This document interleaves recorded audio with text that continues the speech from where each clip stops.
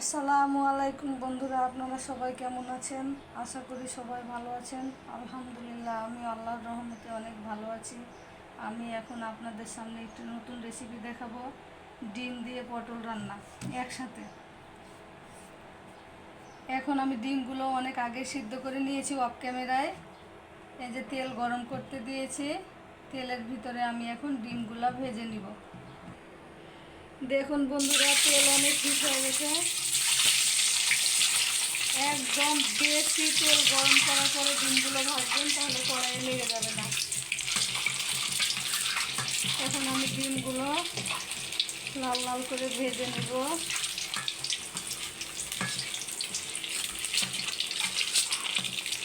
এটা আপনারা অবশ্যই বাসায় রান্না করে খাবেন। আমাদের রাজশাহীর মানুষেরা আমরা এইভাবে ডিম দিয়ে পটল দিয়ে একসাথে তরকারি রান্না করে খাই, তাই আমি আপনাদের সাথে আজকে এটা শেয়ার করলাম। আমার রান্নার প্রসেসটি দেখুন শুরু থেকে শেষ পর্যন্ত, তারপরে আপনারা বাসায় একবার হলেও ট্রাই করবেন।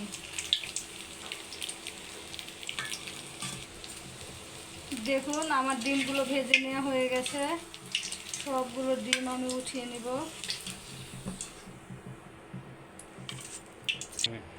ওই তেলের ভিতরে আমি পটলগুলো ভেজে নিব।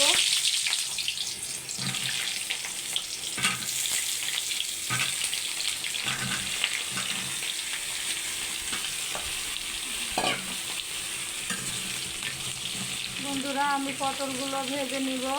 এখন পটলে আমি হালকা লবণ দিব,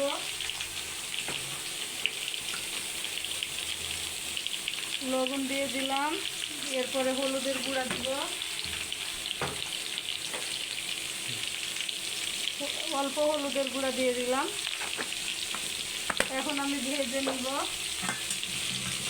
10 মিনিট মতো। আমি পটলগুলো ভেজে নিব, ফিরে আসবো পটল ভাজার পরে 10 মিনিট পরে। বন্ধুরা, আমার ওই কড়াইয়ে অনেক সময় লাগছিল, সেজন্য আমি এই কড়াইয়ে ঢেলে নিলাম। এই কড়াইয়ে আবার ডিম ভাজা যায় না, সেই জন্য আমি ওইটাতে ডিমগুলো ভেজে নিয়েছিলাম। এখন আমি এতেই পটলগুলো ভেজে নিব।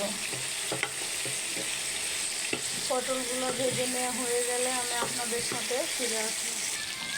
দেখুন বন্ধুরা, আমার পটলগুলো ভেজে নেওয়া হয়ে গেছে, আমি উঠিয়ে নিব।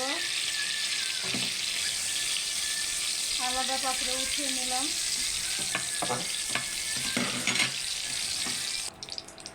এখন আমি ওই তেলে পেঁয়াজ দিয়ে দিলাম।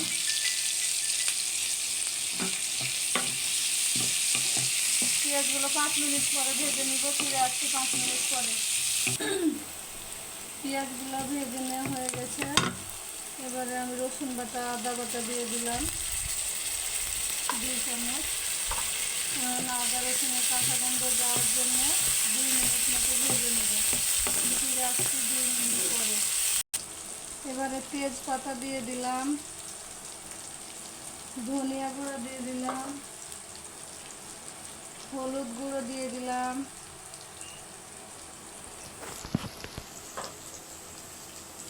মরিচ গুঁড়ো দিয়ে দিলাম এবং জিরা গুঁড়ো দিয়ে দিলাম।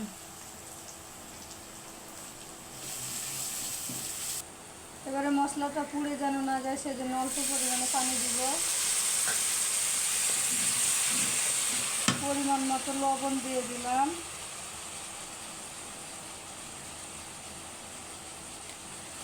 এখন মশলাটা ভালোভাবে কষিয়ে নেব 2 মিনিট, ফিরে আসছি 2 মিনিট পরে। এবারে পটলগুলো দিয়ে দিলাম, ভালো মতো কষাইতে থাকবো। ডিমগুলো দিয়ে দিলাম, একসাথে সব কিছু 2 মিনিট মতো কষাবো, ফিরে আসছি 2 মিনিট পরে। দেখুন বন্ধুরা, কি সুন্দর একটা কালার চলে এসেছে এবং তেলগুলো ছেড়ে ছেড়ে দিয়েছে। তার মানে তেল ছেড়ে দিলেই বুঝবেন কষানো হয়ে গেছে। এখন আমি পানি দিয়ে দিব।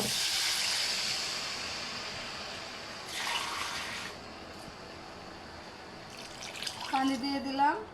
পানি দিয়ে আমি এখন 15 মিনিট রান্না করব, ফিরে আসবো 15 মিনিট পরে। এবারে আস্ত কয়টা কাঁচামরিচ দিয়ে দিলাম। দেখুন বন্ধুরা, আমার তরকারিটা অলরেডি হয়ে গেছে। এখন আমি বাসায় যে মশলাটা বানিয়ে রেখেছিলাম সেটা 1 চামচ মতো দিয়ে দিলাম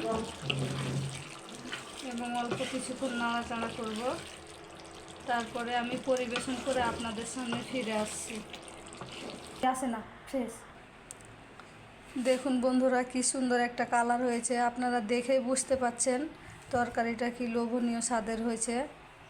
আপনারা এই প্রসেসে বাসায় একবার হলেও বানিয়ে দেখবেন, তারপরে কেমন লাগে খেতে আমাকে কমেন্টে জানাবেন, আমি খুশি হব। আমি আপনাদের জন্যেই রান্নাগুলো শেয়ার করি, আপনারা যেন উপকৃত হন। ওকে বন্ধুরা, আজকে আমার ভিডিওটি এ পর্যন্তই। সবাই ভালো থাকবেন, সুস্থ থাকবেন। আর আমার ভিডিওটি যদি ভালো লাগে তাহলে আমার চ্যানেলটি সাবস্ক্রাইব করে দিবেন, লাইক করবেন, শেয়ার করবেন, কমেন্ট করবেন এবং আমার পাশে থাকবেন। ভিডিওটি সম্পূর্ণ দেখার জন্য সবাইকে অসংখ্য ধন্যবাদ। সবাই ভালো থাকুন। আসসালামু আলাইকুম।